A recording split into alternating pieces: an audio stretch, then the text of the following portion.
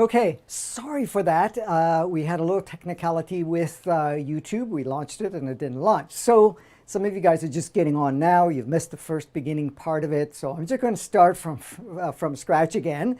And I know the guys, the people on Facebook are going to hear the same thing again. So welcome to another episode of Advancing Consciousness series. This is episode 37. And today's episode is around handling the energies, the upgrades, and the changes that have been taking place for quite some time, but specifically right now.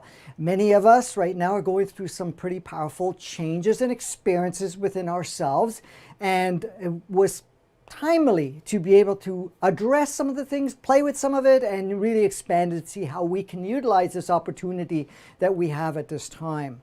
So, as I said earlier, I was not able to get on live on last Friday as we intended to due to some circumstances physically and so forth. And I know we moved it from Tuesday to Friday. However, the Friday didn't quite work out on a physical aspect. So here we are today. So we're going to pick up the pace today and go and play some more.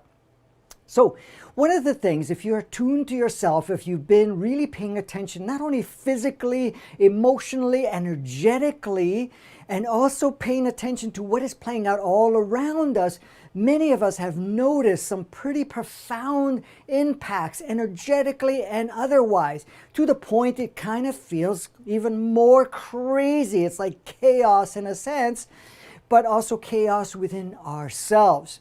And feeling really this powerful energy moving through us, but at the same time, many of us cannot relate that to energies, but feeling emotions, feeling certain things that are playing out in the physicality. Of course, we've had some, the month of August itself is supercharged on so many levels, and we've had the Lion's Gate, which just happened on the 8th, but it's still ongoing till the 13th, which is basically 2 more days. But that doesn't stop there, because the rest of the month is going to have a lot for us to offer. And the reason I use the word offer is because it gives us the opportunity to really make some major progress within ourselves.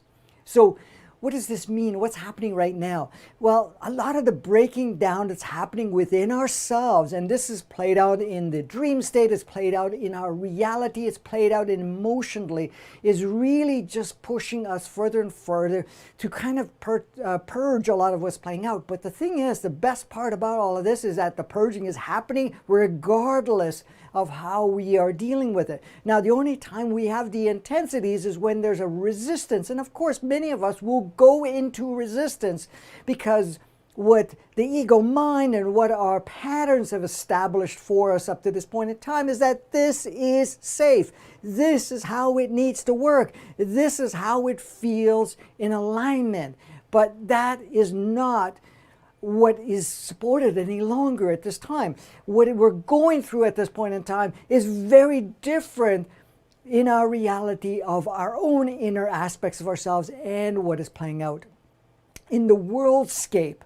And I know we've talked about that we're co-creating, and what's happened this month is allowing us to co-create a lot less than we normally do. It doesn't stop that way, but the focus has been on creation within yourself. That means you already start to build that world within you.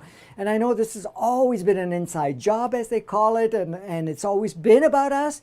But now the focus and the intent right now, specifically now, is to really change and rebuild our world through this new level of creation. And we have gone through a new level of creation. This level of creation is much more powerful, more instantaneous than before. And as much as we feel that in one way or another that things are not changing in the playground of your own personal playground, in your limited or what we call enclosed playground, that is still changing in so many ways. It's just that we're kind of putting another projection on top of what is already on the base changing. So right now we're feeling it very powerfully, and many of us may be feeling some physical sensations, maybe not any feeling as well or anything of that nature. And that is really just the accentuated energies that are moving through, that are reconstructing your cellular behavior, the cellular programming and so forth. Some of the DNAs are coming more online, so that is streaming different codes. Well, these codes were the original codes, but a lot of those codes became sort of stale and dormant in one way or another before, but now it's being streamed new. The beauty of it is that coming online with the DNA, we're actually getting the newest codes possible. That is all of the upgraded states of being. So the whole energy in our quadrant of the galaxy has been going through major upgrade, and we are in the middle of all of that. And that is changing the energy within the solar system, the energies of the sun, even further. I know this has been happening for a while, but it's also changing the energies of the planet. But the first and foremost part is the changes within yourself. This is all coming online in a very powerful way. Now, as much as the chaos is there and things seem like it's falling apart, breaking down, or whatever it is, there is still us in charge of how this unfolds. And as I said before in the past, is that it's not to disable us, but to empower us. And that it's not a disempowerment state, it's an empowerment state. So even all the brother, sister souls that are working with us at this point in time are making sure that we are getting more and more powerful within ourselves, because we are very powerful. It's not to negate that in any way, shape, or form. So many of us are feeling that intensity within that surging of self-recognition, seeing yourself more as that sourceness. And that is actually creating some powerful changes, but also conflicts within ourselves. Because we've been so conditioned and programmed to feel very small, to feel that we're just a human body having a human experience. And some of us have many connections to, say, past lives and other scenarios that played out in your life as in our memory, but even in our imprint of how we feel. But at the same time, there's still layers and layers and layers of that is being purged at this time that reminds us that we're just this beautiful physicality and we're going through this. The key here is also we're shifting away so much more than ever before on the survival thing, even though that's coming up to the surface, survival, and to be able to be safe and to navigate and so forth, and the importance of that. But that is also, if you notice, you'll notice that that is getting old. It's starting to feel like I don't want to give any power to that. Now, the surrendering part that is also coming up at this point in time is not a surrendering to whatever is playing out, surrendering to the resistance, surrendering to the fighting within ourselves, actually, and the surrendering of holding on with full force to our old world, to our old experience, to our old connections. And you will notice even your connections with others, meaning not only connections with yourself, but connections with loved ones or anyone close by, that is shifting in such a way where it's becoming more and more noticeable. And even the level of communication is changing. Now, some are coming more on board, some are further apart. So you're going to experience both, and some are kind of moving in and out sort of thing. But you also notice on the outside scape of what other interactions you may have. Now, of course, with a lot of stuff that's playing out right now, you may end up going to certain places where there are gatherings of sort. And I'm not even talking about a gathering because we want to have a gathering, but we're talking about even going to the stores, going to different places where there's more than one person available to play in that particular building or whatever it is. And then there's all these requirements that are playing out that you need to do this or that, and you need to dress a certain way, wear a certain thing or whatever it is. And you may feel more and more disconnected with that. And what's the point is to be able to walk in there in that level of neutrality and not expect to change anything, but to live that reality within yourself. And you're going to find that by doing so, it's already creating a powerful change on so many levels. Now, I know I've said a lot of this before to some degree or another, but at the same time, you're going to notice more of that. And we are shaping things even more powerfully getting into the month of September. So here we are, we're looking at the 11th of August. And, as we can see, things are moving very quickly, but we're also moving very quickly in the sense of what we're going through. So one of the things to note, to really pay attention to, is when we're going through our day-to-day life, is to become not only more observant, but to also look at a feedback loop of yourself, meaning when you're doing something, whatever that may be, or taking a certain response or action and so forth, kind of be in a position to see, how do you feel about that? Now, I'm not talking about an emotional feel, because if you have an emotional feel, allow yourself to experience the emotion, but at the same time, not to give any power to the emotion. You feel it and let it dissolve, but in the sense of, does this resonate? Does this feel in a way that is something that I feel most empowered to do? And this is the thing, we're also changing what we put our focus on even more. We're stepping into that. So the tolerance we may have had through accepting certain patterns and say, okay, I'm going to play this for a little longer, and going through those stages, we're noticing that our tolerance, and I'm not talking about the tolerance of resistance and being upset about whatever it is going on. I'm talking about the tolerance of feeling yourself fully engaged, fully committed to something that you may have felt engaged and committed before. So you're going to notice more of that pulling back. And also when you are having those experiences, just to pay attention how it really feels from the core of yourself. And this is the thing, we're talking about connecting to the core of ourselves, because more and more of us are right now realizing more powerfully than ever, and the remembrance of sourceness is becoming more prevalent within ourselves. So we're feeling more and more as that source expression. And the thing is, what is also stimulating is our purpose. And I'm not talking about the purpose that everybody else is labeled as before, in the sense of what you have come here to offer. That is illuminating more powerfully within yourself. So this is why some of the changes are going to take place on what you put your focus on. Because you're going to notice as you're playing through these experience and going through all of this stuff, you will, because of that source, it's about of your purpose or your intent, your focus, what you came here to do, offer, and whatever else is becoming more to the forefront. And that knowing as sourceness, it goes into a state of more playfulness, more lightfulness of whatever you're experiencing. So you're not allowing whatever you're experiencing, whatever you're doing, to really shape your experience, how you feel, your reality, or anything of that nature.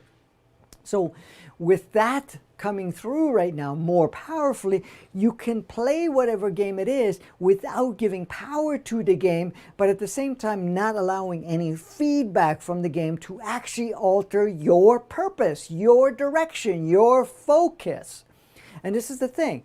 And you're going to notice some of the things that you used to do before this lockdown, before all the stuff that changed, is now feeling different more than ever, specifically in this month and as we go forward. So the reason I'm bringing all this up, because I've noticed that a lot of people are really sensing a lot of intense experiences within themselves. And this is all part and parcel. We have not lost or fallen off the path or anything of that nature.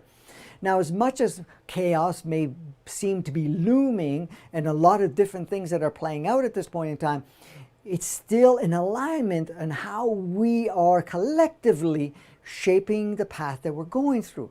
Now, there's going to be many people that at this point in time are going to go through some powerful shifts. Some can be almost in a sleep state and then make a huge leap within themselves to become more aware. And of course, a lot of times when that awareness comes in, it comes in also the judgment and whatever else, but that's going to move through it a lot quicker. Others of us have been on the path for quite some time, are going to also notice some of these things shifting within yourself even further as we're going along. Now, there's going to be other souls that are on the planet that have taken on the role to support the changes of the active role players at this point in time. So they may hold that polarity for a very long time or for a period of time until we're done with the polarity. And a lot of times the polarity is what instigates within us what makes the changes within ourselves. So the comment that comes up is like, all these people are asleep. Look, they're following the sheeples, whatever the labels they have been given to, that they're not actually understanding, because whatever the media is telling them, whatever they're hearing, whatever else, they're still focusing on the fear. They're still playing out the old world. How is our world going to change if all of that, and those are larger numbers than us? Well, you have to understand that part is still in its perfection, because it is serving the role players. They can switch very quickly. Now, others may not. They may choose to, once they're done, leave the planet or have a soul swap or something of that nature. There's many opportunities now. And of course, going into the end of 2020, we're going to notice quite a few different opportunities and different things that are going to seem even more intensified, but at the same time, it's still part of the shaping. And, you know, if there's going to be a mass exit, we're not looking at something, you know, a huge there's going to be choices that they will be made. It's not to tell you that this is going to happen or not happen right now, how it's shaped as they're done. But that the point is not the focus on any of that. It's for us to really be on track with what we're experiencing with ourselves. So I've made, well, actually I've had Kimberly put some points together of some of the concerns and some of the thoughts and people that have had. So I'm going to play with some of them to kind of assist you through this process. So we had it in the description either on YouTube and also on Facebook and Vimeo. So, and of course we're also posting on several other platforms at the same time. Anyways, here we are. So one of the things that come is to observe how we're responding to the energies coming in on a physical and an emotional level. And that's very instrumental, even though I covered part of that. The thing is to pay attention to it, to be observing how it's affecting you physically. So you may feel some older physical responses and so forth intensified. And I've experienced that myself. And also feeling emotions. Now, what's happening is also some of the emotions that are being triggered within ourselves are old emotions, and some of the emotions are also streamed from patterns of programs and so forth that we've taken on through the lineage, through the family dynamics, and so forth. So it's to pay attention to it, to observe it, how it feels, and go into it and really allow yourself to experience that. Have no judgment for it. Don't be afraid to push away from it or move out of it. Just allow it to experience and then allow it to dissolve, because basically it is dissolving. So certain things come up, just feel it, be present with it, with the great presence of your love from the energy of your heart. Blast it with appreciation and love, and then just see yourself just drop it into the field, which the field is all around you, and that field is source. Anything that's put into the field that is no localized within ourselves goes back to source essence, because everything is source essence. And this is the realization we're having further and further. There's nothing outside of it. Even in the polarized world, even what they call the evil role players and all the negative role players and all the atrocities that are playing out on the planet and so forth that have been playing out, and more focus on it. Again, we have to understand that's all part of the field of that sourceness. We are all source. We've just chosen to play different roles, but the obsolescence of those particular polarized roles are coming to the point where it's being neutralized and eliminated. Now, when I say that polarized, we're talking about polarizing dark and light. We're not just saying, okay, we're going to just get rid of the dark or the light. It's basically both. It's just allowing all of that to merge and become sourceness, because pure, what we call light, and pure darkness is incomplete. There's only that wholeness, that 0 point, that oneness. That's what source is. Now, even though it went out to play those particular fields of good, bad, right, wrong, and all of that polarized stuff, that it's still all part of it. And that's where the merging, the 0 point, the neutrality comes into play. That oneness comes into play, because all of that, and that The only reason those polarities have accentuated specifically earlier part of this year is to allow that saturation point to be achieved a lot quicker, a lot more efficient. And this is why we felt that. And we also felt like the world is splitting. You got the sleepers and the darkers, and these are just names that everybody's going, and then the ones that are awakening but still going into some judgment and so forth, but also holding a certain space. Now, many of us right now are holding a certain energy, and of course we're refining our energy. We're not arrived. No one has arrived. It doesn't matter if you're a starseed, if you're a crystal, if you're what you call a rainbow, you're indigo, or just a pure alien in a physical body at this point in time. You know, we all have come here to emanate a certain spectrum of frequency, certain spectrum of light, which is, you know, carries a holistic light to it, but also a certain spectrum of it, but we are refining at the same time.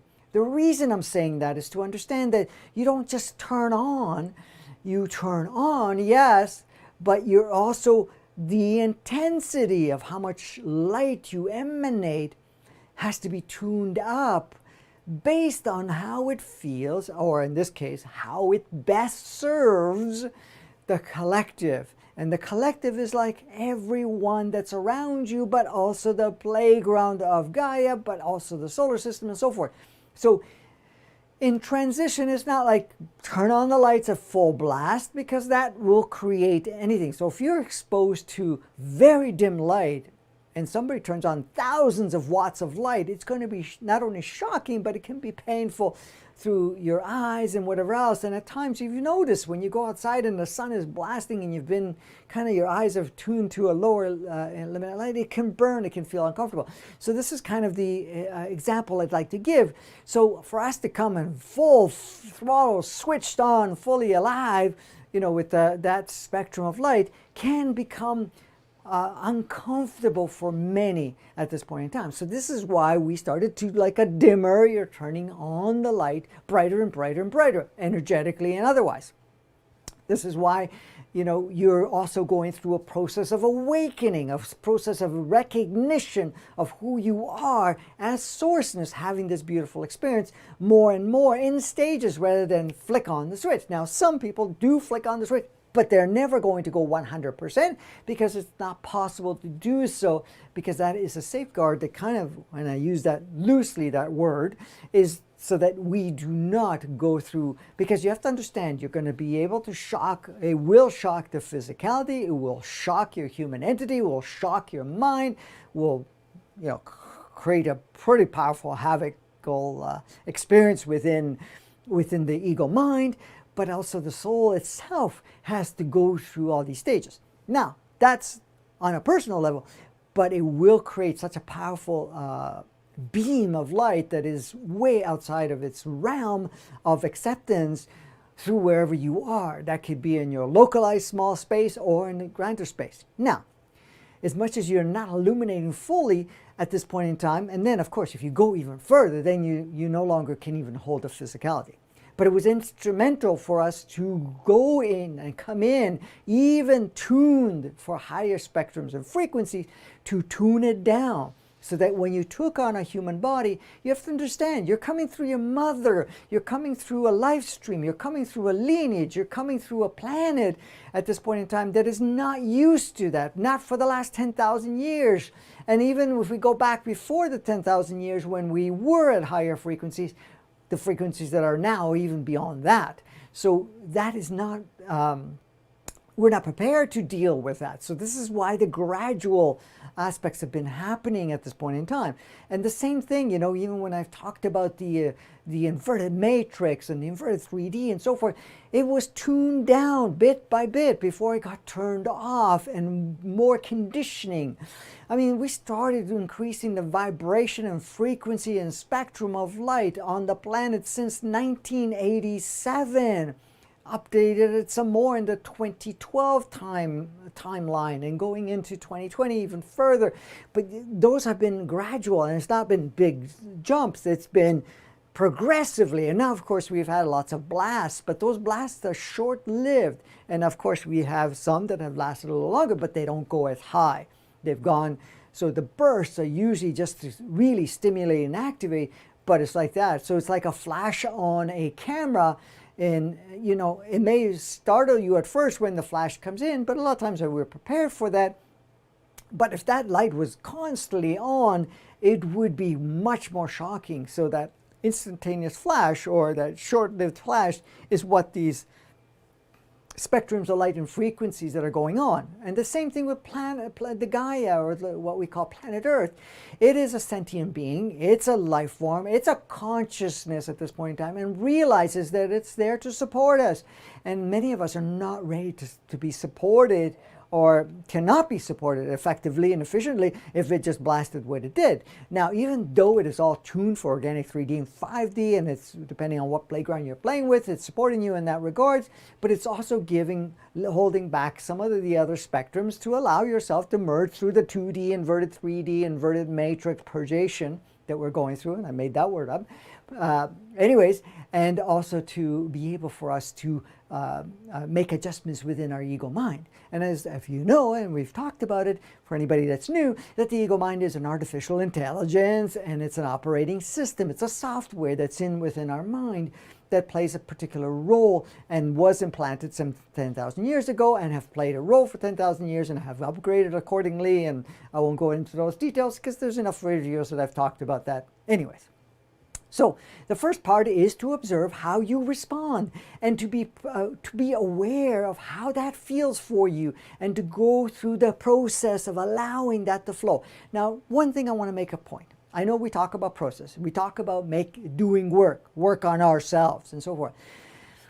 Do it in a way where it makes it easier for you in a playful way, because you have to understand, the more you focus on playing with all of this rather than making it work, it feels lighter. It's like anything else. How many of us take on a particular project, and if we are playful with it and we're playful with others or whatever it is, it feels not laborful. It doesn't have any judgment about it, or at least much less. So it makes it easier. And the thing is, we are very, very hard on ourselves. We do this all the time. We're always judging ourselves. We're comparing ourselves. We're, pushing ourselves to such degrees of self-judgment and so forth about how we are experiencing what we're experiencing. Part of the observation is to be light with yourself. Be playful with yourself. It's like, okay, some of us feel that, oh, we're behind and we got to make some huge progress. But the thing is, when you push it that hard, you're going to notice that it's going to have more feedback or more kickback, and it's going to make it even more difficult. Yes, you want to get focused. Yes, you want to move directly. But this whole idea of saying, I got to purge everything, I got to blast everything out so I can go out and have a good life. No.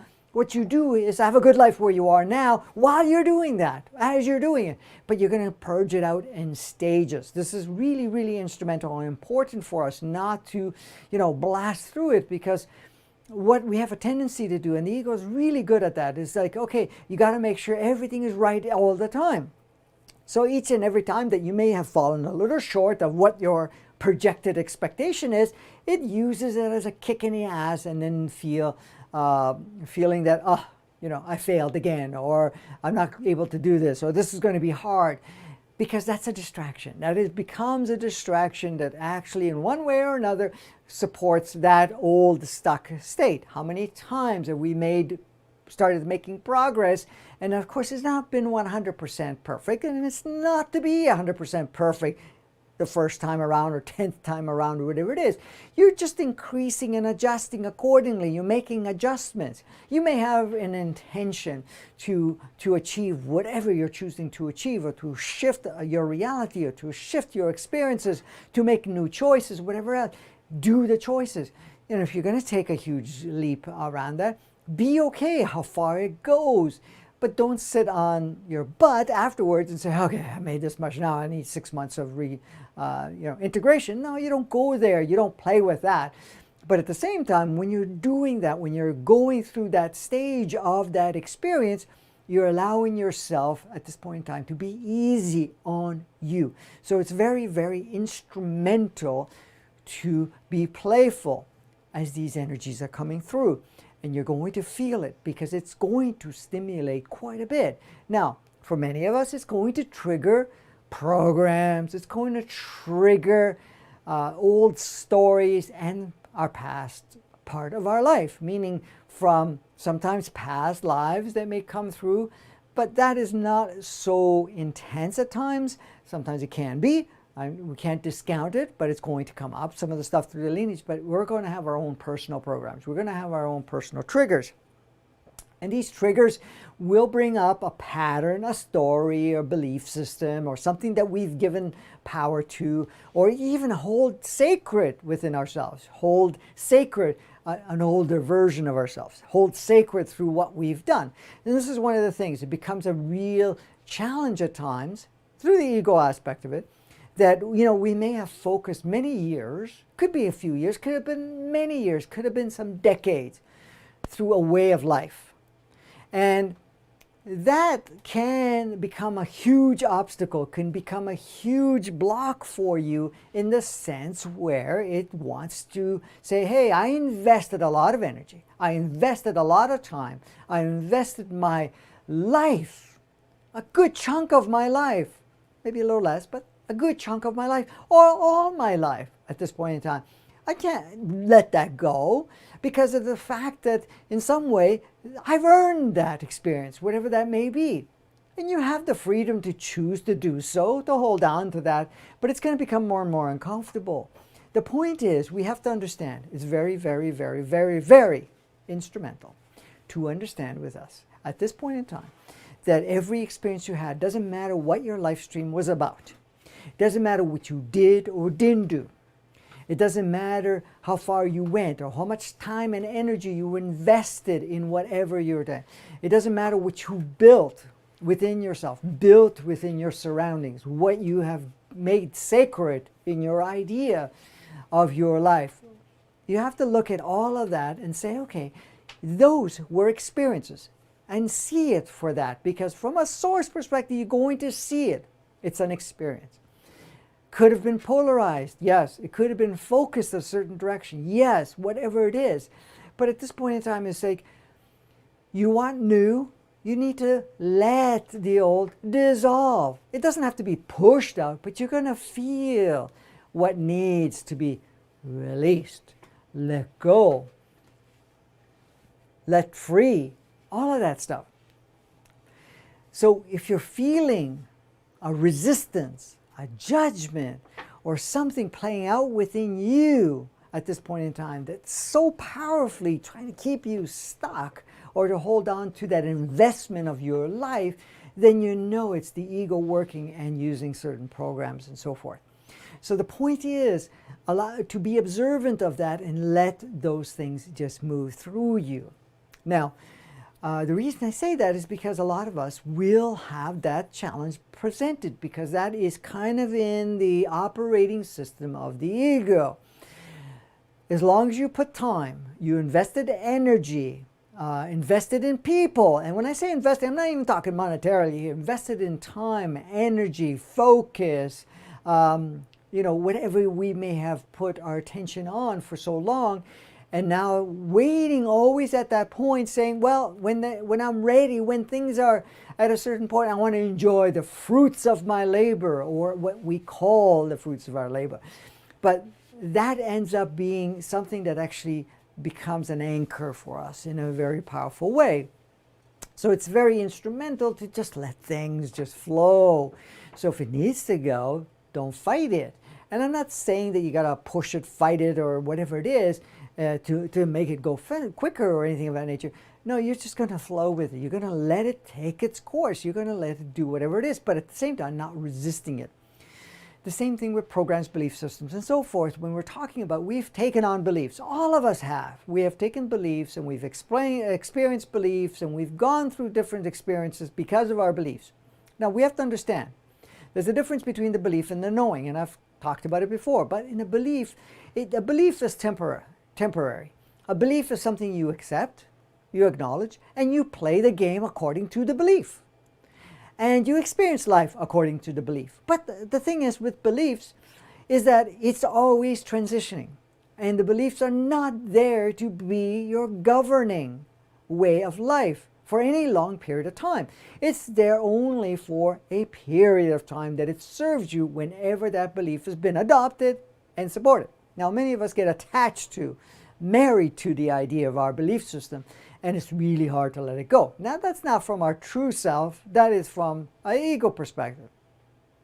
So we have to understand, if a belief comes up, you need to look at it and say, okay, does this belief still serve me? Does it still reflect and resonate for where I am, where I'm going, what the worldscape is providing, what I am experiencing within myself? And then at that point, if it doesn't, you now can surrender, let go with great love and appreciation that belief system. It served. There's nothing wrong with any beliefs. It just serves us for as long as it serves. But the key, the instrumental part is to notice when it doesn't serve. It's like anything. If we're going to put something on, we're going to use something, we're going to use it until it serves. At some point, it's not going to serve us any longer, and we need to let it go. That way, new can come in. Now, does this mean that we're going to let go of one belief and take on another belief? Yes, that's a possibility, and there's going to be stages that happen. So you're saying, I'm concrete with this belief, and then I'm going to plug in another belief, and I'm going to experience that belief, but then I'm going to transition from that belief to something else. Okay, that's a possibility. Many use it in one way or another. But as you can notice, any belief that's plugged in, temporary, and then you move through it. What we're doing is going into the state of knowing, a knowing that comes from the core essence of yourself, knowing that this is just a game, knowing that everything is transitional, knowing that you're just playing roles, knowing that you're learning, you're experiencing, becoming more enlightened, you're playing with other aspects of yourself, you're evolving the human experience, evolving the planet, evolving your quadrant of the galaxy, you're evolving the whole galaxy, you're evolving what we call the universe. But the key here is we're evolving sourceness. Your soul is advancing, your human entity is advancing, your body is advancing, your mind, computer is advancing. Those are all different individualization of consciousness. And also at this point in time, we're also advancing in a way, in a, what do you call it?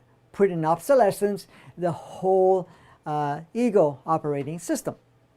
So when we look at it, and the point is, some people ask, oh, how do I cope with this? Well, I've just explained it. You know, certain triggers come in, acknowledge it, look at it, experience it, feel it, see what the story behind it is. Once you got the story, you see it, okay, does this story still serve me? Do I need to hold on to it? Does it in one way or another still, in one way or another, require to support my moving forward life stream? Again, you have to be free and open to let it come in and out all the way along. It's like your breath. I mean, this is why it's so instrumental to focus on the breath, because when you breathe in and out, you see that you're always taking in new volume of air, which has new energies, new consciousness, and sometimes it has toxins, but again, that is just codes, you know, you understand. But you're bringing it in, you're allowing it to integrate or play a particular role, depending on how much of that role it will play. But you also exhale. You're not only breathing in, you're also exhaling. That exhaling, you're releasing everything that no longer serves, or letting go, or breathing out what no longer let go. So we're taking air that has oxygen and nitrogen and so forth, and we're going to breathe out carbon dioxide and so forth from our lungs. But we're also letting go of energies, we're letting go and sharing too, because you have to understand, every time you breathe in, you're taking in certain consciousness, you integrate it, you upgrade it, do whatever you experience within yourself, but every breath out is also encoding that air for other sentient beings to use. Could be other humans, could be pets or animals, or the plant life and so forth. We have to understand that, you know, what we breathe out, the sentient beings we call plants utilize, you know, and it all plays a role. So you see, that's how we walk through this. So when we're looking at how do we cope with it, there's no coping. It's flowing. I know the question is, how do I cope with all of this stuff that's going on?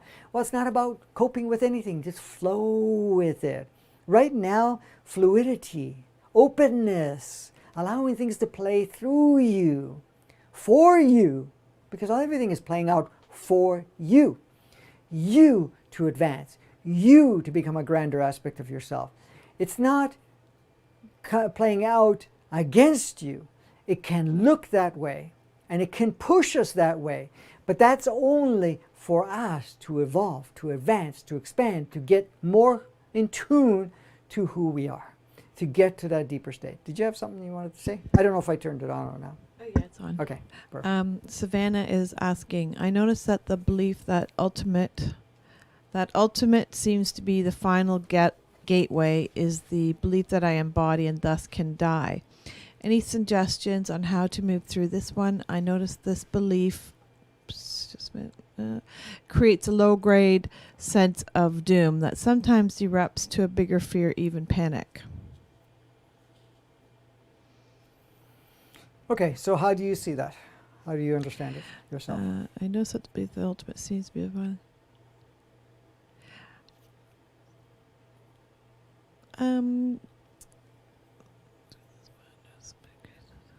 Sorry, just reading it over again quickly. So I'm thinking, Savannah, are you asking about the fear of dying? If you can clarify that, of the physical dying, and then we can, if you can clarify that, if that's what you're saying. Okay. Yeah, because I'm not sure. All right. I wasn't absolutely sure either. So Yeah, okay. I thought maybe you understood it. Okay, so the whole idea, the panic and stuff like that we may feel, getting to the ultimate. What is the ultimate? The ultimate is now. Always ultimate. There's ultimate everything. It's not about going from where we are now to somewhere else. This is not the experience. It's not going from A to B. We come here to experience A. We're here to evolve A. We're here to expand A. And of course, we're going to continue moving. And it's not about a destination. It's never about the destination. We didn't come here. The belief system is we got dropped here, we got thrown here, we got manipulated to be here, and whatever else. This is a prison planet. This is that, all of that stuff. And, we got to, learn how to swim really quickly or, through the experience. I'm using that as an example. And learn how to say, okay, I'm going to learn how to survive through this. It's not about survival. It's about coming in and flourishing in the experience. You've chosen to be here. Go ahead. I'm just going to say, yes, she was asking about the fear of physical death. Yes, okay. So remind me of that if I don't cover it. So the whole thing is not about, going through the experience and saying, okay, you know something? I need to get from A to B and putting all that focus in. It's like, I've got to put my time here. And after I've done my time, then I can move on. Well, it's not about that. We've come here to play. We came here to experience, and we want to be part of this. We can leave at any time. Absolutely. We have the choice to leave any time. And that is the beautiful free willness of our experience. And the free willness is the body free will. We're talking about the human entity free will, the soul's free will, and the mind's consciousness of the free will. So it's on many levels. They may vary a little bit, whatever it is, but at this point in time, that's kind of how it's set up. And we've set it up that way. We're playing how we set it up. So the ego mind's going to continue to push this idea that, if we don't make it, we don't, things don't change, that we may die, we may suffer. Now, most people are afraid of death, but a lot of people, I shouldn't say most people, a lot of people are afraid of death, but a lot of people are afraid more of suffering, more of living in a dismal way of life. And this is, again, ego programming and so forth, regardless. But the point is that in that experience, you have always the opportunity to shift any part of it to be able to bring it. So it's not about suffering. The suffering is a choice. It's optional. Dying is a choice and optional. Now, I'm not saying at one point or another you're not going to leave the physicality. You can. But the only reason you're going to leave the physicality, the soul is going to leave the physicality, is because it's done with that experience. And another soul can drop in, and many people are still around and alive and experiencing life with different souls because the soul was done. Human entity may turn around and say, we're done. Most of the times the human entity likes to be partake to the end or to a longer period of time. just because. Now, that doesn't mean it does not exchange at some point in time. It may leave and get upgraded, whatever else, but it likes to be part of that whole experience throughout. And the body, of course, as you know, the body can go through all of the exposures and experiences and whatever else is playing out. At some point, it may not support. So if the soul wants to be there, it can take on another physicality, can do all types of things. So there's a lot of opportunity to that. So when we're coming back to the fear of death, you ask yourself, what does that mean to you? So I'm afraid to die. What does that mean? Because when we look at it, the ego mind is going to say death means no longer existing. And a lot of times it says, oh, it's going to be horrible. You may end up in a bad place.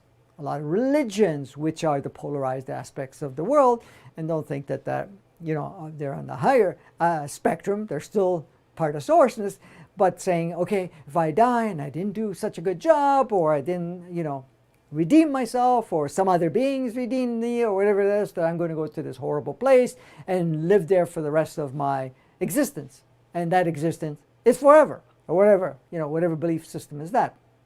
So some of that is going to play out.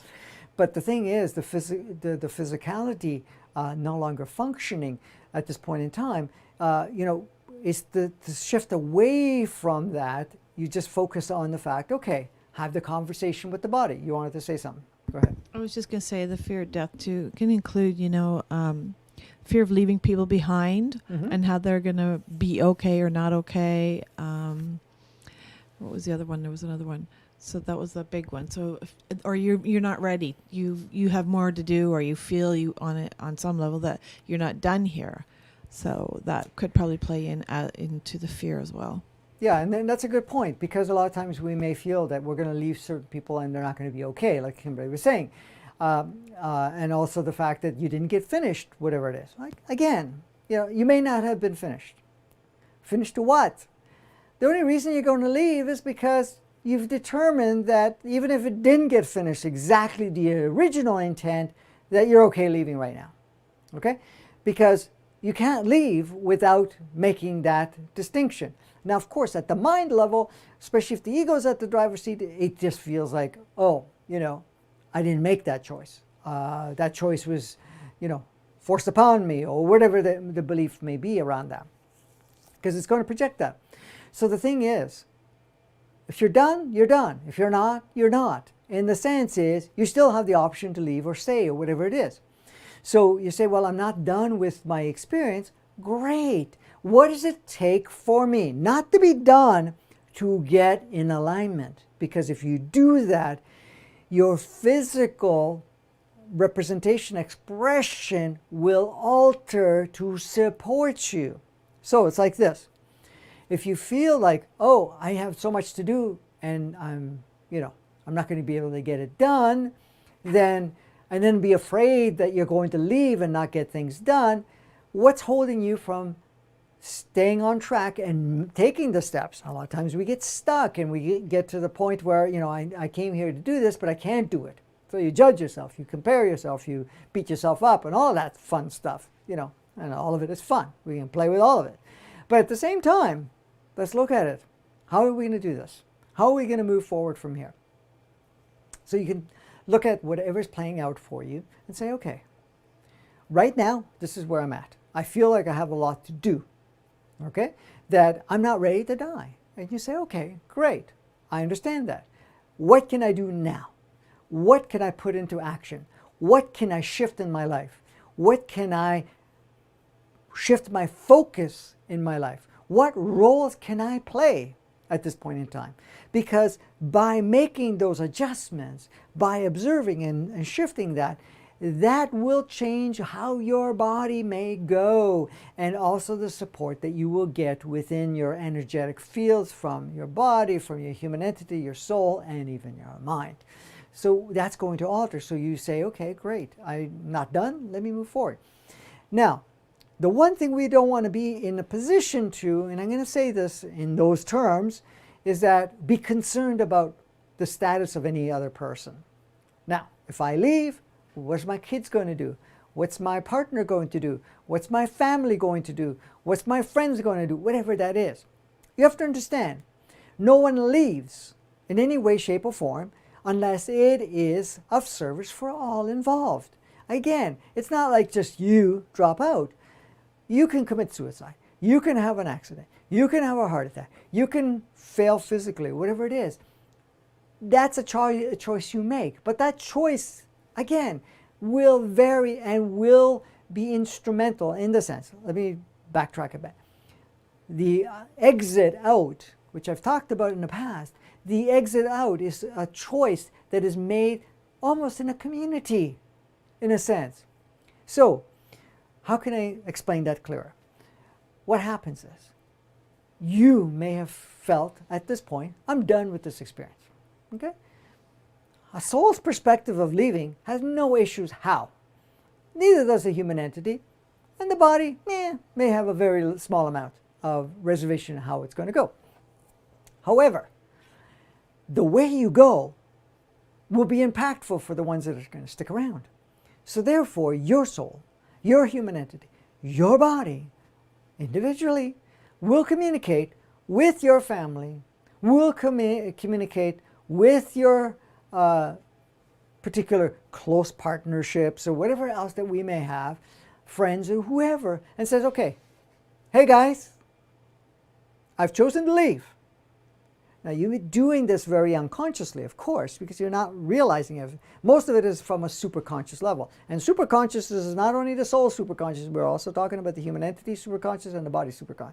So we're communicating. What is superconscious? It's a higher level of consciousness that's not always registered at the mind level, especially when the ego's at work. So from a superconscious level, it talks to the superconscious of all the different parties involved in your life stream. Everyone that's a playmate in your life. And say, okay, listen, I've chosen to leave. I've chosen to move forward from here. What best exit do you want me to use that would be the most instrumental to facilitate you, to serve you, assist you, because you're going to be sticking around. You're going to be here and you're going to deal with whatever that may be. Sometimes the choice is suicide because it may be just perfectly influential, perfectly effective. I'm trying to think of another word, but it slipped my mind at the moment. But instrumental in a sense where, okay, by suicide, yeah, it will trigger other people's buttons or trigger other programs, stories, belief systems, and so forth that will help them to move forward or have a much more intensified experience. An accident may be a different way, through an illness or whatever. Each departure plays a particular role.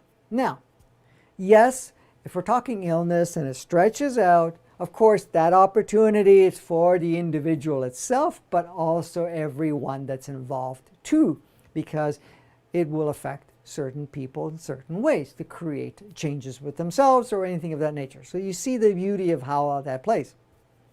So any exit at this point in time is carefully orchestrated. There is no accident. It looks that way. It's staged to look that way, but it's not. It is very orchestrated. Even if it happens instantaneously, it was planned from some time ago. It was not only planned some time ago, which can change at any point in time, but it was also negotiated, discussed with all the different parties that will stick around and play whatever role they need to play as they continue down their journey. So it's all really about the journey. It's about the journey moving forward. So this is the thing. So when you're having that fear of death, take a piece of paper, a big one as you can, write on there, I'm afraid of death. And look at it. Appreciate it, love it. But at the same time, ask yourself, what is so scary about death for me? You say, for me, because it's about you. What's so scary about it? What happened? And list it out. Oh, I'm going to leave these people behind. Okay, so I'm not here. What is the possibility that can happen? Write that out. Oh, let me give you an example. You die and you have a young child. Child maybe only 3 years old, maybe 3 months old, 3 days old, whatever it is, okay? And you're going through that whole experience and say, okay, how is this going to leave this child without me? And maybe the other partner is not available. Or maybe the other partner is going with you. When I say you, at the same time, if it depends on what the arrangement is. That child, that individual It doesn't matter what package they're in and what size or age they're in, they are still in charge. So they will make other arrangements from whoever else has to step in. So just to realize that and say, okay, well, I'm concerned about my child, I'm concerned about my elderly parents, I'm concerned about this, I'm concerned about that. What am I concerned about? Write it all out and see the perfection in all of that, and then ask yourself, okay, so I leave. What could possibly happen to them? List out the worst scenarios. If your mind's going to make those scenarios, and say, okay, so if that happens, am I okay with this? Am I truly okay with it? And if you're not, you ask yourself, why am I not okay with this? Why am I not okay for that scenario? And you can ask yourself, doesn't this individual, could be a child, could be a parent, could be friends, could be a partner, don't they have the free choice to make a new choice, to redirect their life, even if my absence, I'm not here in physical form? Of course, we're still connected. You know, there's an energetic connection to the physical representation, human entity representation, and the soul representation. Just because we're not projecting that holographic projection, we're still there. We're still playing a role. We're still communicating. Yeah, maybe not communicating verbally in the same way, or communicating from what we call a holographic light show that people may be representing, but you know, just to kind of understand that they're still there. But that's not the point here. We're not going to put the focus, well, yeah, okay, they're going to still be there. No, you have to look at it and say, okay, what's so concerning about me not being there for them? What's the worst scenario? Look at it, make peace with it, recognize it first, acknowledge that story, that fear, that belief, whatever it is, because that's yours. It doesn't matter what they have either, because that's theirs. But all of that will benefit regardless, because even if they have to see the darkest fear that they may have in the deep depth of their ego mind, they're still going to have the opportunity to shift it. So you say, okay, well, you know, what's my fear around that? You experience that fear that this is going to happen. Am I okay with this? Can I work through this? Can I just let it go? Can I be okay? Because you're gonna see all of that, and you want to, as you're going through all of these experiences, as you write them all out, you will notice, by acknowledging it, appreciating whatever that story may be, whatever that perception, that program, that default may be, and then sending it love, not only are you transforming that part that may change your course and the course of the others, but you're also creating an opening from not only a collective perspective, but you're creating an opening within all the individuals that you're playing with. So it becomes very instrumental and powerful to do that. And that will shift much of the old patterns of death. The idea of how I need to respond and I need to feel bad. Yes, from an emotional perspective. Yes, from a human perspective. We have attachments to people. We have attachments to representations of people. And yeah, we may feel sad. We may feel a loss or something of that nature. However, the reason the person is no longer there is because now the training wheels had to come off your bike, as an example. That means that they didn't need to hold your hand any longer, or they did not need to be an obstacle for you, or whatever role they were playing, or the fact that in one way or another, they're done. They're done not only for themselves, they're done for you. This is the key you have to understand. When someone's done, it's not just you that's done. Everyone involved, as much as their ego may say otherwise, they are okay you coming out of the equation. And this applies also to making a change in your life. Meaning, I'm going to let go of this relationship. I'm going to let go of this attachment. I'm going to take a different journey. And this is instrumental, specifically now and moving forward. You're going to leave certain behind. Sometimes there's relationships that end. Sometimes there's children involved. Sometimes there's involved elderly parent, whatever. That choice that you make will not only flourish and benefit you, but also the people you leave behind. Now, sometimes they will go into the depth of darkness or polarization for a period of time with the full opportunity to advance forward, to become empowered or anything. And in some cases, they don't do that, and that's okay too. But I've also seen in any of the changes that have occurred even personally in different stages of my life, and at times feeling that you've let certain people go or certain things, that they were able at some point go to the depth of that intensification of their experience and whatever was playing out, but then flourished even much more than before, and have gone on a journey that more of their self-discovery, more of their self-empowerment came to the forefront.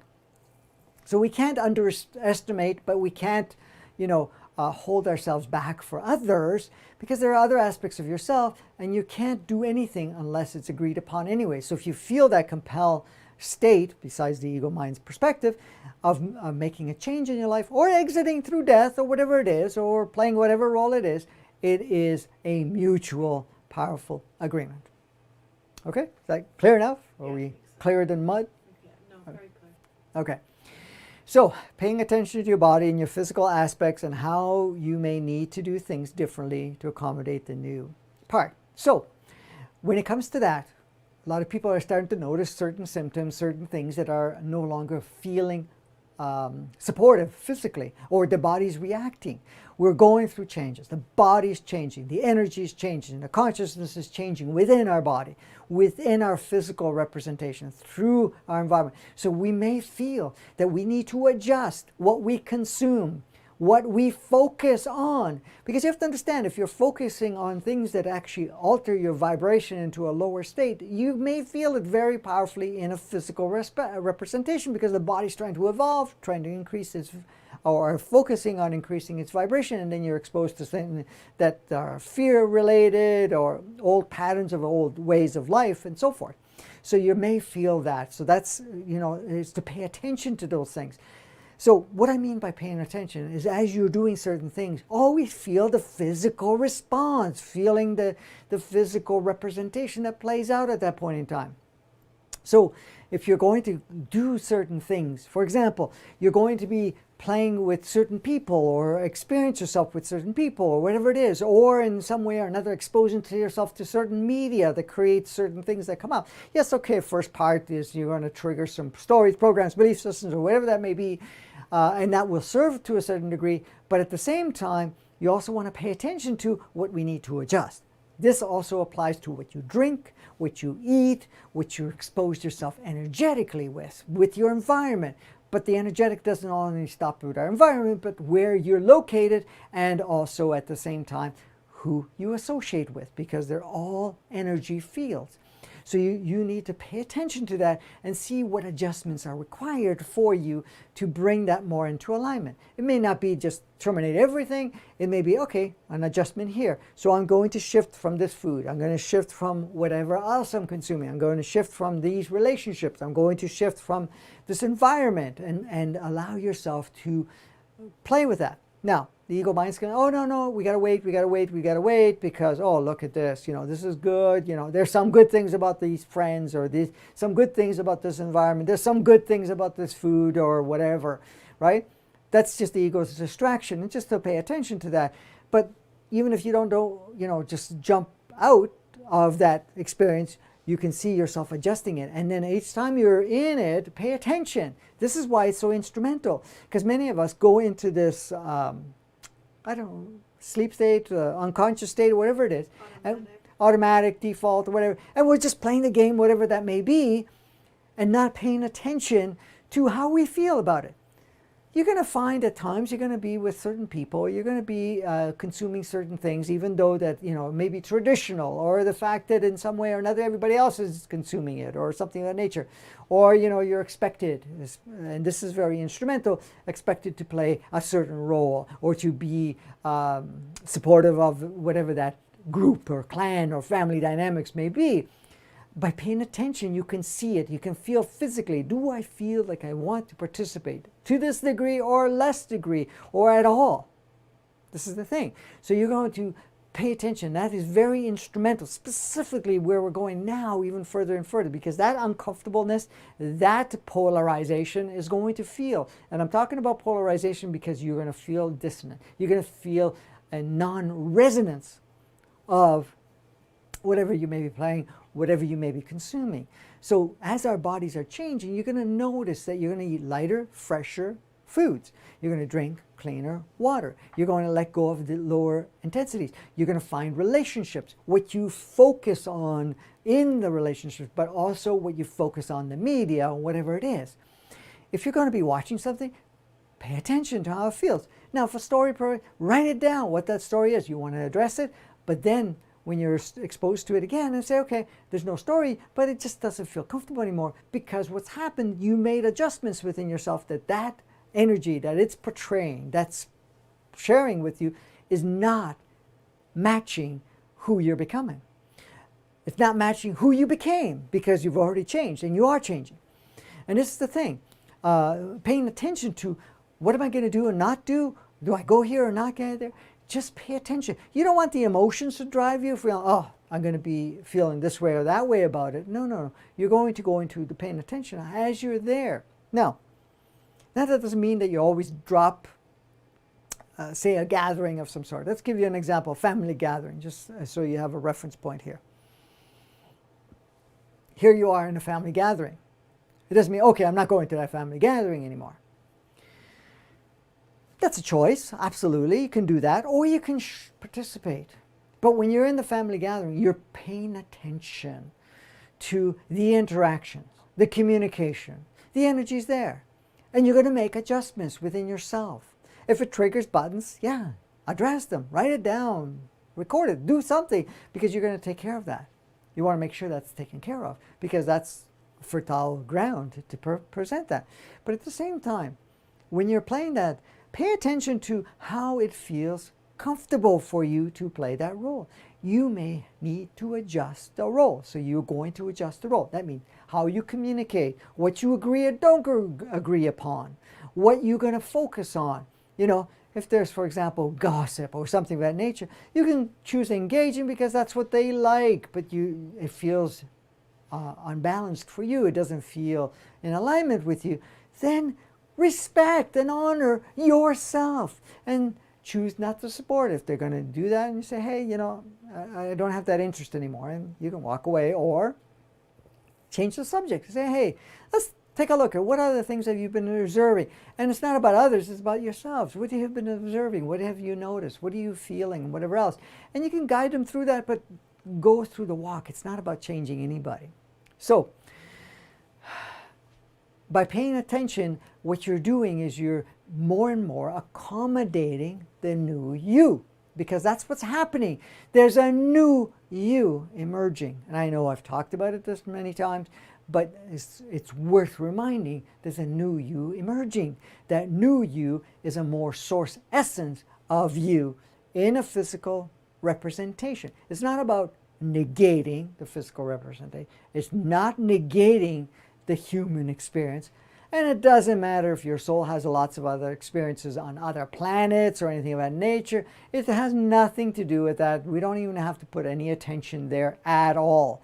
The point is, you're in human form because it serves to be in a human form, because you've come here to do that.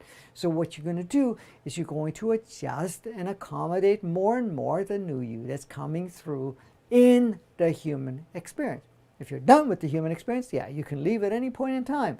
But that, like I said, each part can choose that at any point in time. It's not, nothing is rigid, nothing's locked. This is, as much as it looks like it's a prison planet, and I know many have talked about it, it really isn't. It's a playground, okay? And it can feel that way. It can feel, depending on how we play the game, what we put our focus on, how we do that. That's all we have to understand. Those are all parts and parcel of how we choose to play with it. Okay, the necessity of releasing any self-judgment, which I've talked about, and programs, of course, it becomes very, why would you judge yourself? Well, the ego says you got to judge yourself because you made mistakes. You made poor choices. You adopted an idea that, you know, has caused you to go down this particular journey. Or the fact that judgment of that you're making lots of mistakes. Or that in fact, in one way or another, that every time you have the best of intention, you don't follow through. Or anything of that nature. Well, pay attention to what that represents for you when you have judgment. You judge yourself, does it actually propel you forward? Or does it actually slow you down? Does it actually make you feel good? or does it make you feel bad? Well, yeah, you want to pay attention to some of that to see, well, okay, what do I need to adjust? But the point is, stop judging. Don't even put your focus on judgment of any form and say, okay, great, I didn't go as far as I wanted to. What adjustments can I make? What adjustments can I make to leap forward further next time around? Give yourself the opportunity to do so. Now, don't put it on park and say, okay, next week. No, no, no. You're going to next moment, next hour, whatever it is. Don't even delay it. Just make adjustments along the way. It's like this. You're in an airplane or in a car and you say, oh, okay, it's time to change the direction. Are you going to wait until you've flown 4 hours out of the way before you make an adjustment? No, you're always making adjustments. Okay, that's the direction. Great, let me adjust. Now the direction may change. You get different instructions, but you're gonna adjust accordingly, and that's the whole point. You were going to say something before I continue with that.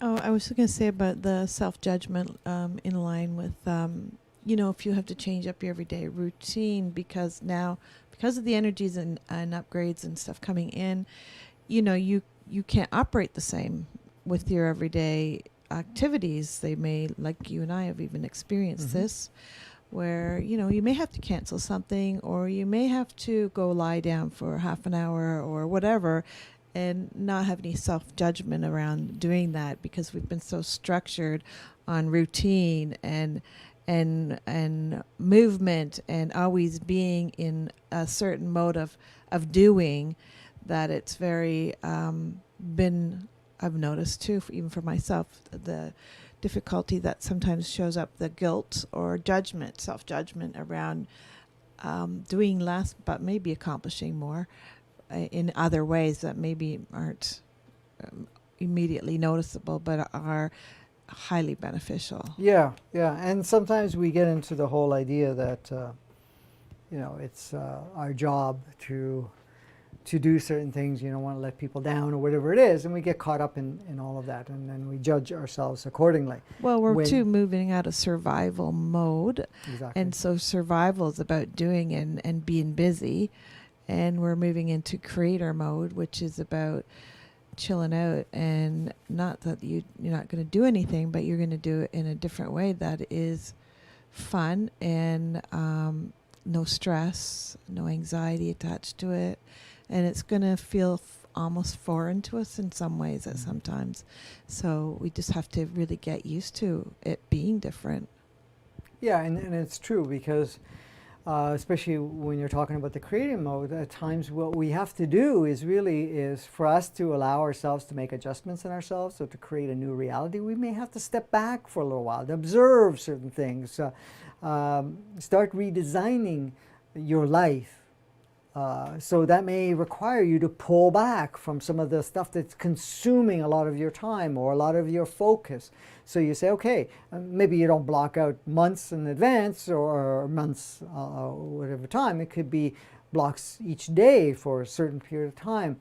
And like you said, you want to rest, you want to meditate, you want to focus on certain things so you can actually make adjustments accordingly. You want to say something?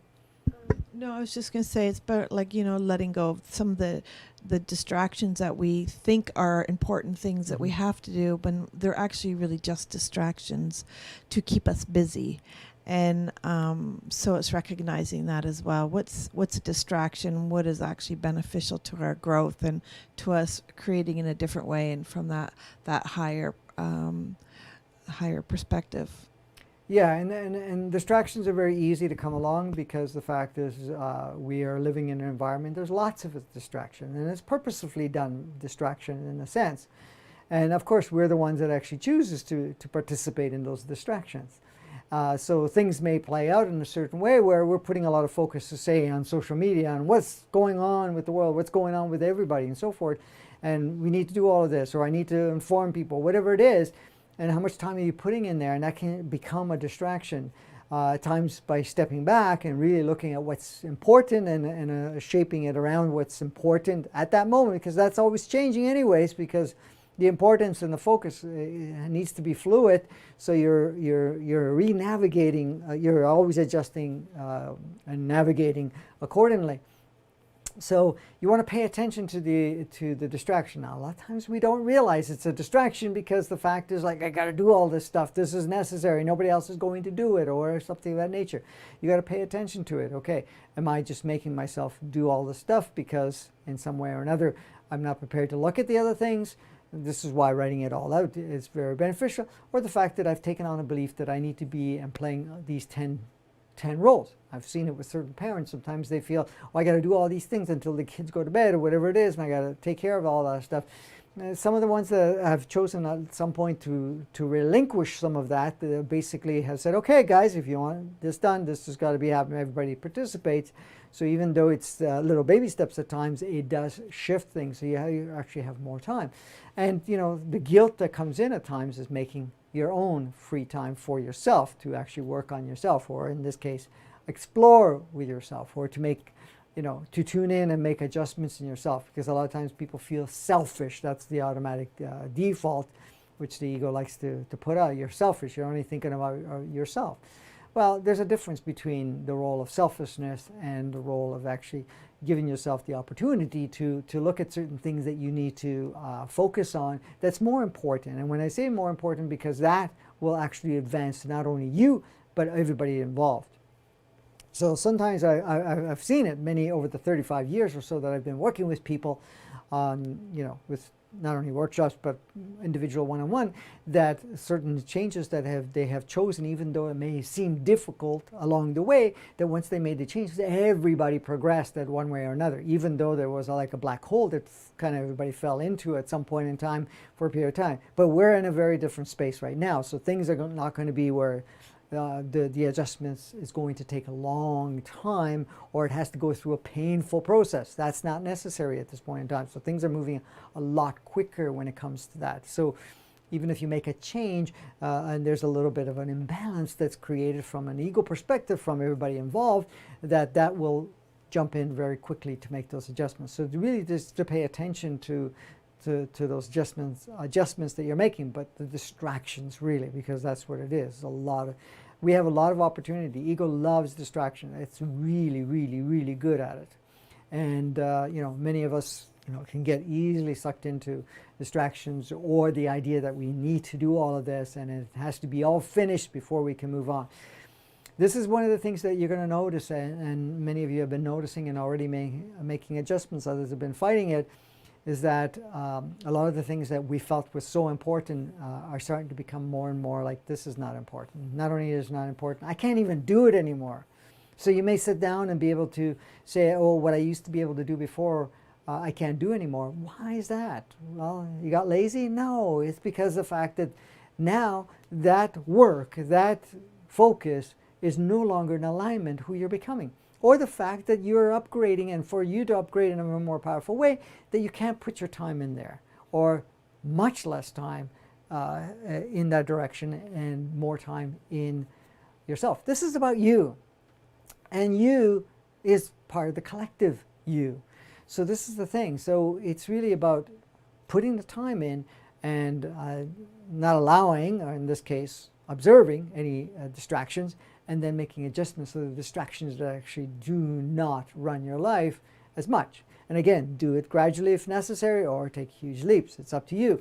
But at the same time, don't make it, oh, I'll start tomorrow, I'll start today, I'll start next week, or start next month, or whatever it is. No, start now and make adjustment, even if it's incremental, if even it's the smallest thing right this moment, and the next moment could be another small thing, an hour from now could be another thing. It doesn't matter. You're just making those adjustments with each other. This is all, I'm sharing this because this is all instrumental right now, especially with everything that's playing out. It's going to be more noticeable. The energies are not supporting us to stay in the old at all. It's really pushing us to become the newest aspect of ourselves, to really upgrade. And this is what's happening. That's why I talked about upgrades and the changes. The upgrades are happening in you and the collective. The changes are in you and the collective. And going through what we talk about at this point in time, the energies are all tuned for that. Those energies are the energies we're calling forth, and the energies we chose to experience. Again, the energies around us are there for everyone. How much you use will depend on where you're at And how much of it you will actually feel the intensities will depend on what progress you've agreed to, most likely from a superconscious level or unconscious level, to influence you through the changes you need to go through.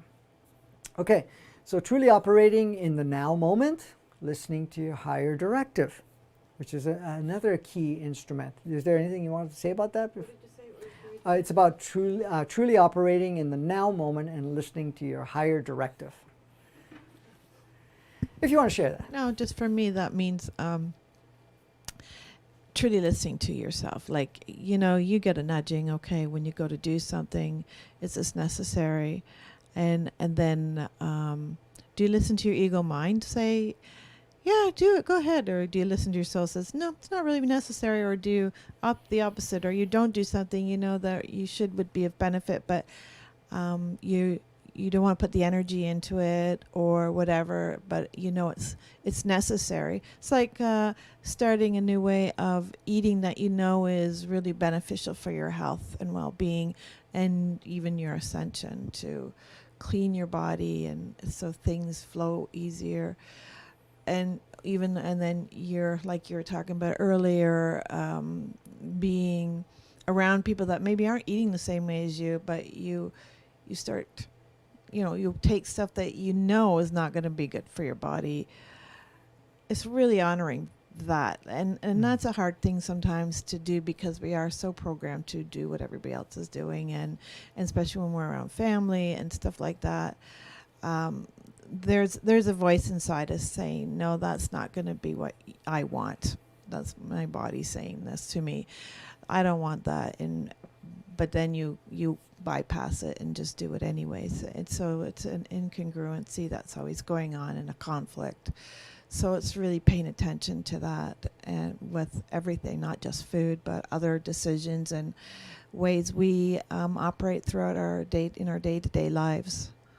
Yeah, absolutely. And this is the thing, is that by paying attention, living in the moment, or being in that present state, and that's the key here, to be in the present state, then you're actually listening to yourself. Now, you have to understand that your body is communicating louder and clearer than ever before, because it wants to evolve. It wants to connect, resonate, and to be most functional in these higher frequencies, in the higher state. So it's going to make it very noticeable. So like you were saying, the example, you may be with family and you'll be consuming certain things, and from a deeper perspective, from your own body saying, no, that's not for us anymore. Yeah, we supported you then, but we're not going to support you now, because this always creates a lowering of our frequency, and it also upsets the changes that are going on, because you have to understand, food has frequencies, and a lot of times there's applied frequencies. What do I mean by that? Well, say you're eating a casserole that's been known in the family, and now your body's saying, hey, you know something? It's not just the food or the elements that are inside the casserole, it's also what it represents to the rest of the family that has plugged in tons of energy, tons of importance, tons of definitions to that casserole. I'm just giving you an example here. So when you're eating the casserole, you're not only eating just the elements of the food, you're also the collective energy of the creation that was going on and how it was made. Because a lot of times, sometimes people make it and they say, well, it's expected of me because this is what they always eat. Now, if they're doing it with love, of course, that's going to be felt. But a lot of times that love is not there in the same sense, because it's an obligation. It could be a sense of, oh, I need to do this and whatever else, right? So somebody sensitive, for example, you have people come over and they like a certain dish, okay? Now, if you're going to feel, oh, they're not going to eat anything else, and now I'm going to go buy some ingredients or bring certain foods into the mix here, because, or else they won't eat it. This is what they're used to eating. Well, you have to understand there's two sides to that, because first of all, you're going to do it, but is your love to do it? Or is it an obligation? Or is it the fact that this is what they want to eat, but you don't resonate with it? Your frequency is not resonating with it any longer, and you're creating that. And what you're doing is you're plugging that part of it. But then the representation they may have about that food, because it has some locked in energies and consciousness of what it represented, which in most cases is the old world or old versions of themselves. So they're also eating that. and then kind of reflecting back and forth. So you have to understand. So I'm just giving you an example for the food, but it's also in conversation. It's about also in any form of involvement with ourselves, because you have to understand it does not just localize what you experience, because that's part of it, but you're also taking on all the other parts of it. Not to be afraid of this, just to be attentive and make adjustments accordingly. So the reason you're making these adjustments is because you're bringing more of yourself in alignment to the new you that you are. That's the only reason. It's not like, this bad or good about anything. Certain foods or certain experiences, certain paths in your life, all served in one way or another, but now you're just basically making adjustments accordingly. Go ahead. I think it's just really just being congruent in what that higher message you're getting all the time, because we're really getting it. I find personally it's streaming in louder and clearer of what I need to do. And so it's just really honoring that message that we are all probably getting now as the energies are shifting and the upgrades are coming in, because it'll just be more difficult on all levels if we don't. Physical, emotional, everything, it'll just make it that more tricky. Exactly. Good point.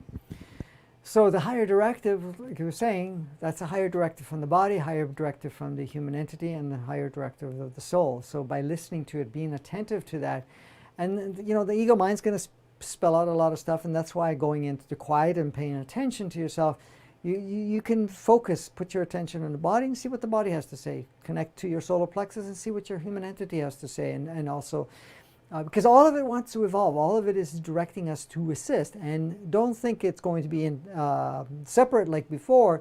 There's more of alignment between the body, the human entity, the soul, and also the mind.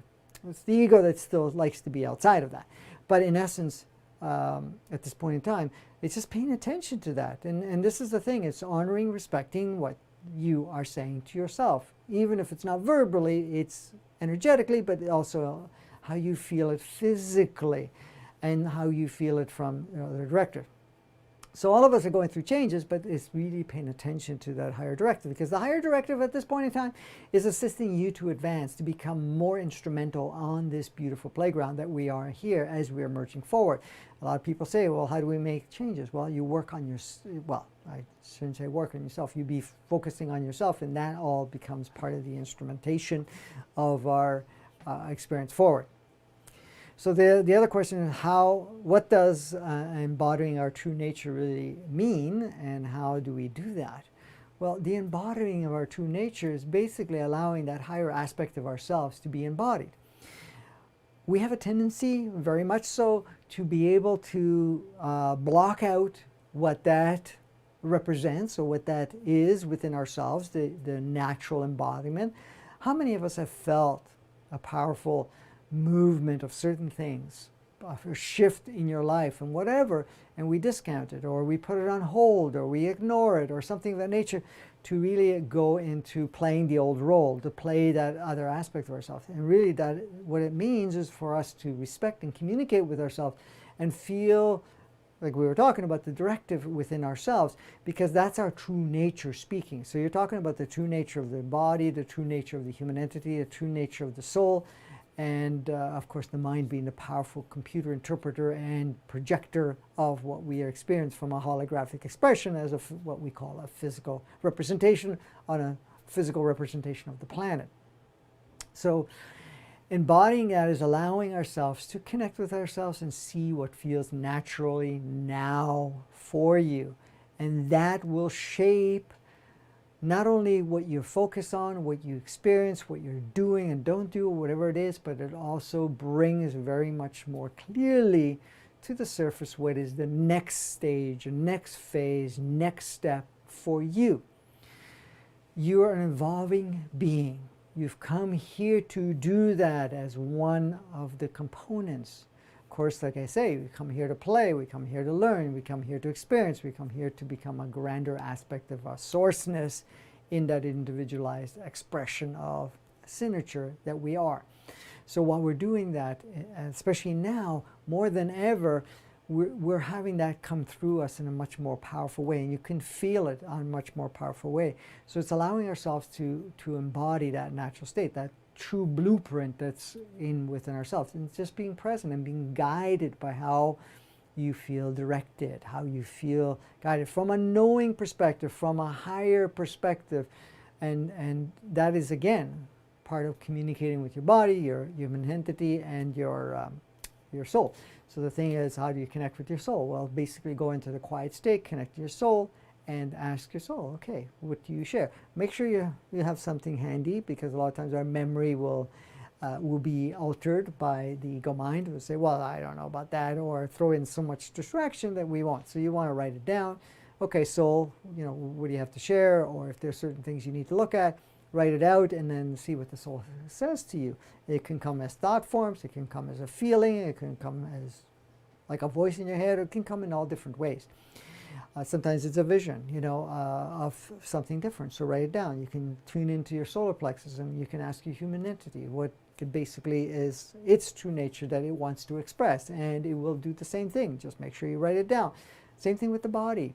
The body wants to communicate with us, wants to support us. It's part of this expansion and growth and upgrade that it's going through. The body is going through a lot. It is going through a lot. It's going through a powerful transformation in a short period of time. You have to understand that the body has been kind of locked up for almost 10,000 years in an older state, where now it's making huge leaps in moving forward. So it's really paying attention to that. Just want to cover a couple of last things. And how do we tell when we are receiving upgrades, and what is the best way to integrate them? So how do you feel when you're having upgrades? Or do you feel that? This is a question for you. I think a lot of times for me, it would be in dream time. I feel there's times when I know there's something going on in dream time. I'll have a specific dream that kind of feels like I've been upgraded. Mm-hmm. Or, I wake up in the morning and I feel differently. So I know that something has transpired. So I just try and embrace it. Mm-hmm. And I don't really question too much about it. I just stay open to receiving. I don't think we always feel it. I think we're constantly being upgraded all the time. And just by our actions is what allows us to upgrade further, like you're saying. When we're doing the embodying, we're living through and pulling in that information and living it on a physical level helps with the upgrades, I would think, because it's like putting it into an experiential. So when you do it experientially, like when you're actually doing it, it becomes part of who you are. So it's like when you're doing that, you can upgrade yourself by just practicing what you know is a higher aspect of yourself. Yeah, good point. So you're, like Kimberly said, that we're upgraded all the time. We are constantly being upgraded, much more than ever before. Now, do we utilize it? That's up to us, and that upgrade will launch within ourselves. Like you can put, it's like a computer. You can plug in a lot of different software. Unless you launch the software and you start utilizing the software, you're not going to notice that the software does anything for you, because we're not. So we are going through the upgrades. We're having the upgrades in our dream state. Through the dream state, there's several things that happen. The body itself, when it's in what we consider somewhat rest state, say sleep, for example, that it's encoding all the different codes and making adjustments within itself. So you're going to feel the body going through whatever it is. The human entity a lot of times leaves and connects with it, with the energies that it needs to connect to experience upgrades. And the same thing the soul. The soul leaves a lot of times through our sleep state, but even sometimes in the daytime. So it's experiencing upgrades. But how do we plug all those upgrades in? You're going to feel it. You're going to feel certain things need to shift. And that is part of the upgrade. A lot of times, there are times that it's going to be instantaneous. Sometimes it's going to be gradual, depending on, your state of what you're focusing on and what you need to do for yourself, and whatever agreements you may have with others that are playing through it. Now, to feel that in one way or another, because if I made all these agreements with other people, do I have to actually take the scenic route or the very slow route? No, you don't. But that's up to you, because if you think you need to, then how many times have we wanted to make changes and you say, oh, okay, I'm just going to take baby steps along the way, which is fine. That's an option, whatever it is. But at the same time, is it always beneficial? Yes. And can it be more beneficial? Absolutely at times. So sometimes the huger leaps. And I'm not going from from dark to light, or, night to day, whatever it is, that can happen. But a lot of times it's just like moving very quickly. It's like the sunset and sunrise, right? So, it moves fairly quickly, especially when the sun starts to set lower. You're going to notice it moves a lot faster than when it's in the center at this point in time, dead, whatever you want to call it, straight. Vertical? Yeah, when it's shining directly on wherever we are. So you notice that the changes are much more gradual, except when you have a sunset or a sunrise, you can notice that the movement is quicker. So we're all going through upgrades all the time, no matter what. And all the upgrades can provide us many role-playing accentuations and giving us opportunities to advance in a very powerful way. But at the same time, it can also, at some point, be used as an instrument for other aspects of ourselves, especially if you don't want to use the upgrades in the way for a personal aspect. It can play more for the environment or the people that you're playing with. Go ahead. I was just going to say, I think as we play with it on a physical level, so we're bringing it in and we're integrating, like we're actually doing the actions that we are being led to do from a higher perspective, that's what activates it within us, that upgrades us. That's the activation that upgrades. Correct. Yes, absolutely. So with that understanding at this point in time, is that how do we integrate it? By allowing ourselves to pay attention to how we feel that needs to change within ourselves. And we're going to notice that much more noticeably depending on where you're at this point in time. Now, some of us will get stuck in the stand of holding on to the old, but that's going to become more shaken up. And the thing is, too, even fear plays a role. Now, fear can restrict you, but fear can also, at the same time, be used as an instrument in the sense where it brings you to the point where you don't want to feed the fear any longer, so you activate a change within yourself that may have been restrictive. So can it be a tool? Yes, it can be a tool both ways, but at the same time, you have to understand everything is serving. Do we continue feeding it? Do we still give power to it? No, that's not necessary at this point in time, because any polarity only comes in when we're not making movement. So this is the thing. You probably heard the analogy or the saying, let's call it that, the saying, no pain, no gain, right? Well, that was a construct from an inverted matrix, inverted 3D, 2D state of being. And do we have to learn through pain? Do we have to learn through struggle? Do we have to learn through feeling lack or polarized or anything of that nature? No. The way it was programmed before, it was necessary in the sense, especially if we're stuck. Right now, no, we don't. However, sometimes we do, only because we're holding on too tight until it becomes unbearable. We don't let it go. So the polarity stuff can play out only to get us free to step into those upgrades. So how do we integrate it? We're integrating it by, like Kimberly was saying, you start taking the action, you start redirecting yourself, and you start utilizing those things. And the upgrades are pretty powerful and pretty profound. And that can be with your whole life stream, every part of it, what you're representing, what you're experiencing, what you're connecting with, what you're focusing on, all of that is part of the changes that you're making, are all part of the integrating, allowing those things to play out through you at this point in time. So if you want to move forward and change your reality, then we also need to change the way we operate. And that's my closing statement, which Kimberly has shared. We need to change the way we operate, how we have been doing things, okay? What we've been focusing on, what has been our I guess I don't want to use the word focus again, but what our focus, what our reality is rotating around, what we're doing. So the thing is, if we're still living that old patterned life, all that default life, yeah, then you're not moving forward as much. But remember, the energies that are coming in are stronger and stronger and stronger. So in essence, at this point in time, it's going to create disrupts. It's going to create whatever it needs to do to make those changes. So you can utilize it much more freely by allowing yourself at this point in time to take the changes, make a shift in yourself, not only a shift on your focus, a shift of what you involve yourself, a shift on what you put your attention on, where you put your time in, who you involve yourself with, what endeavor that you do at this point in time. That's all reflective, but also paying attention to your thought forms. And when I say thought forms, you're looking at what are my default thoughts. What polarization does it have?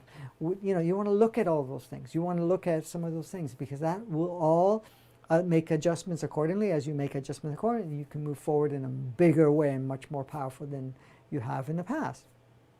All that's playing out right now with the intensities, the next several months, right to the end of the year, it's really mainly focused on really bringing that new you through you. New you through you. It's not coming outside of you. It's not coming from anywhere else. It's coming through you.